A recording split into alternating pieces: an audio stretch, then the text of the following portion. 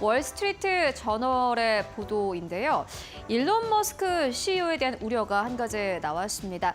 월스트리트 저널은 사안에 정통한 소식통을 인용해 보도를 내놓았는데요. 일론 머스크 최고 경영자의 불법 마약 복용 우려가 커지고 있다라는 보도를 내놓았습니다.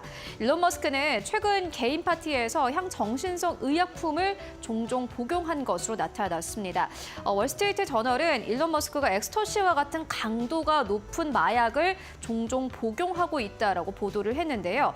이에 대해서 이 스페이스 X와 테슬라의 이사회는 스페이스 X의 연방정부 계약을 위태롭게 한다라고 우려를 표현을 했다고 합니다.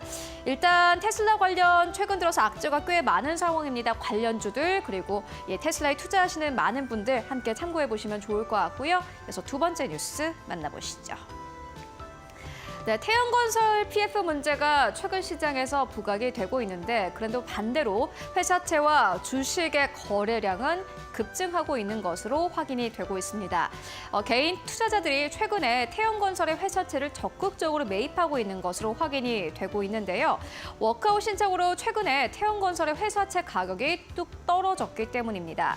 일단 최근 태양건설의 회사채인 태양건설 68은 하루 평균 약 7억 8,600만 원대로 현재 거래가 되고 있습니다. 4거래일간의 평균 거래 대금이기도 한데요. 거래 대금이 가장 많이 나타났을 때는 11억 원까지 치솟은 것으로 확인이 됐습니다.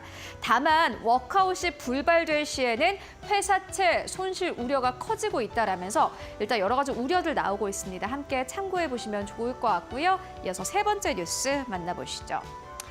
한국신용평가사가 부동산 PF와 관련된 한 가지 리포트를 내놓았습니다.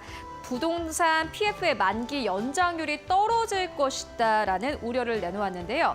특히나 많은 증권사와 은행 측에서 부실사업장 주식심으로 정리에 나설 것이다라고 전망을 했습니다. 분양 경기가 회복되지 않은 한 이 부동산의 사업성은 떨어지기 때문인데요. 증권과 캐피털 그리고 저축은행의 산업 전망을 한국신용평가사는 비우호적으로 평가를 했습니다. 특히나 SK증권, 다올증권을 주요 모니터링이 필요하다라고 제시하기도 했는데요. 일단 전반적으로 시장의 영향 함께 체크해 보시면 좋을 것 같습니다. 이어서 네 번째 뉴스 만나보시죠.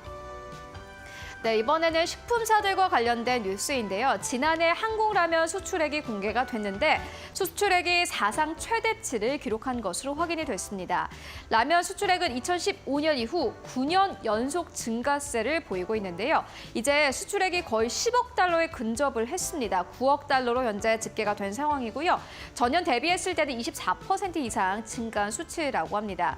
그렇다면 한국라면은 왜 이렇게 수출액이 크게 늘어나게 된 것일까요? 바로 K컨텐츠의 열풍 때문이었습니다. K컨텐츠에서 한국 라면이 자주 노출이 됐고 그렇기 때문에 판매량도 그만큼 늘어났다는 건데요. 최근에 농심 같은 경우에는 하반기 미국의 이 공장 생산 라인을 증설할 것이라고 합니다.